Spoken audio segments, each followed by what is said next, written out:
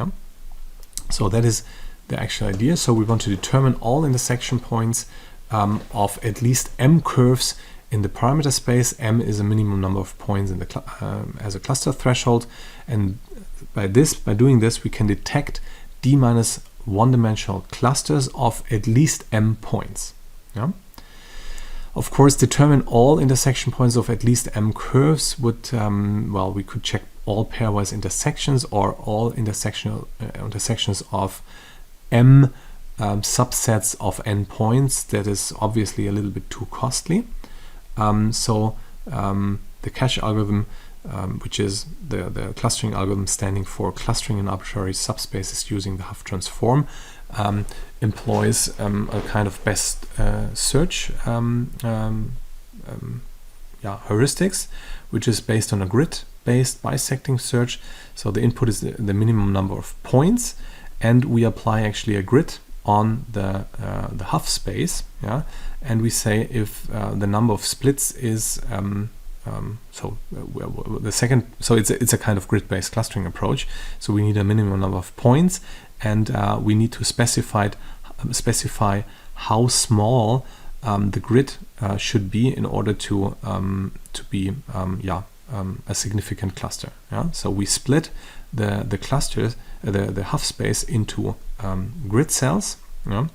And if through a given grid cell of a given resolution, there are still enough functions going through this grid cell, at least m, yeah, then we say that this is a dense grid cell, and we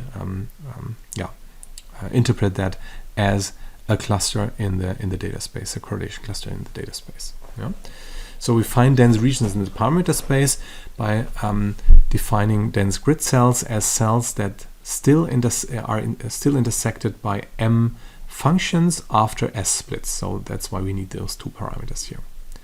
Yeah, and we construct the candidate grid cells by recursively splitting the parameter space along one dimension in fixed order. So we typically start, for example, with D, split that, then in the next split we split alpha 1, then alpha 2, and so on and so on. And after all dimensions have been split once, then we start again with D, and then alpha 1 and alpha 2, and so on and so on. Yeah, so we do that. We do that in a fixed order. Yeah, then we construct the candidate grid cells. Yeah, we did that. I told it before. So we always split the candidate cell with the highest number of intersecting functions, which is a best first heuristics, and we prune candidate cells where less than m functions intersect, because they are in regions of the parameter space, in the Huff space, where obviously nothing happens anymore. Yeah? And if a cell has been split s times and still intersects m functions, a cluster is found, and we don't allow overlapping clusters, so we delete, in that case, when we found a cluster, we delete the corresponding functions and continue the splits until no candidates remaining, yeah? Because candidates can be pruned if they are uninteresting. Yeah? Okay, dense grid cells represent d minus one-dimensional linear structures, and we can transform the corresponding data objects in the corresponding d minus one-dimensional data space and repeat this search recursively to find lower dimensional clusters. And actually, this is comparable to a bottom-up search strategy. Why is that the case? Well, in the first case, we find the d minus one-dimensional hyperplanes that accommodate points, so that means the interesting subspace is a one-dimensional one. Yeah, because, well, have a look at this one here. So if we find those points to be located on the common hyperplane, the interesting one is the one that is perpendicular to this one. Yeah, and if we find in the first run a d minus one-dimensional hyperplane, the interesting one is obviously d minus 1, meaning it's one-dimensional. Yeah, so in the first run we find that one-dimensional subspace clusters, which means that they are on a d minus one-dimensional hyperplane, common hyperplane. Yeah, and so that's why this is a bottom-up search. You know? Okay, So here you see an empirical comparison. So this is the original data set with some noise and some correlation clusters in, and Cache can find the correlation clusters quite easily and even distinguish them from the noise points. For C has some problems because a lot of those eigen decompositions will go wrong, and also Oculus has a problem because Oculus tries to assign all points to clusters like k-means, so it cannot handle noise very good. Yeah.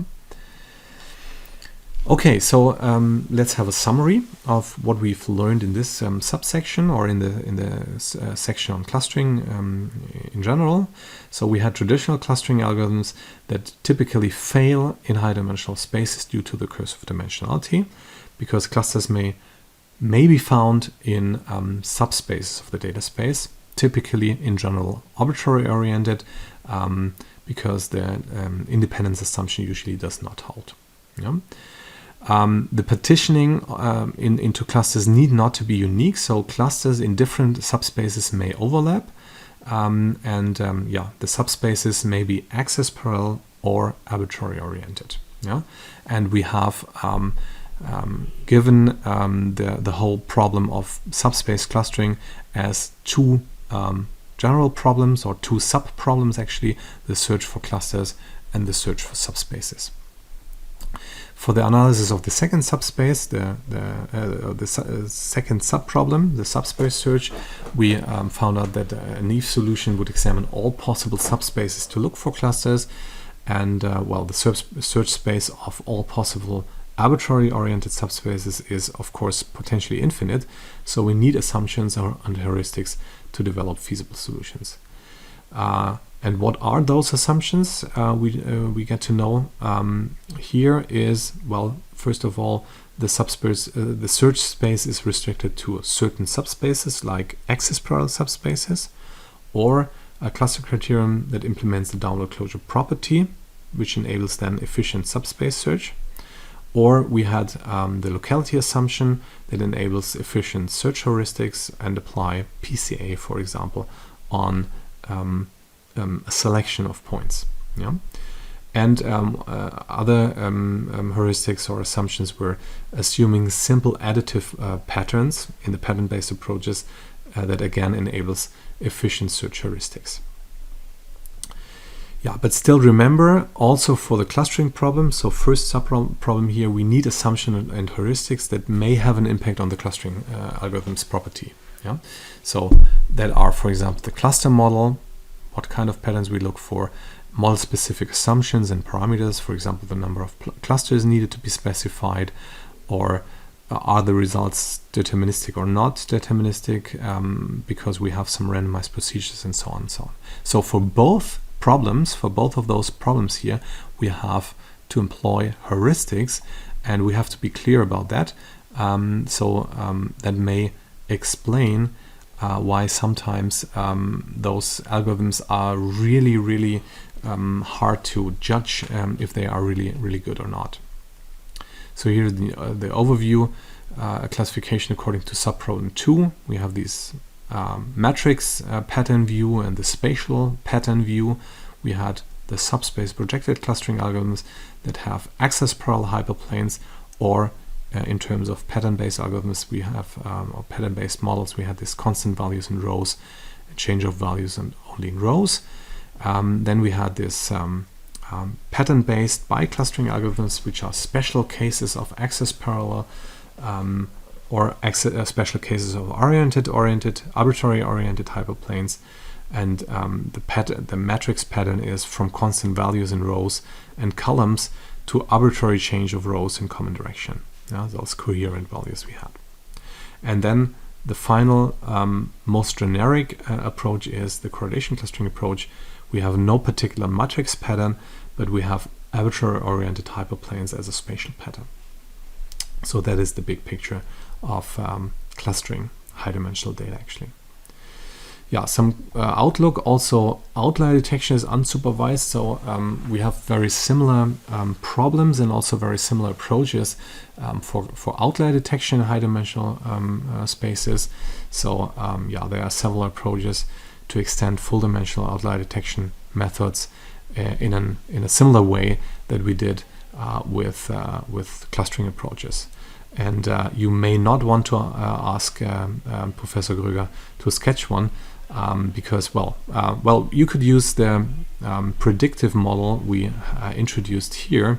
You can use the predictive model to search for outliers, for example. Yeah, so that is basically one application of this paper here. So that is one of the probabilities to do that. Okay, anyway, so that was all for high dimensional data. Next week we will have a look on streams, and yeah, stay tuned.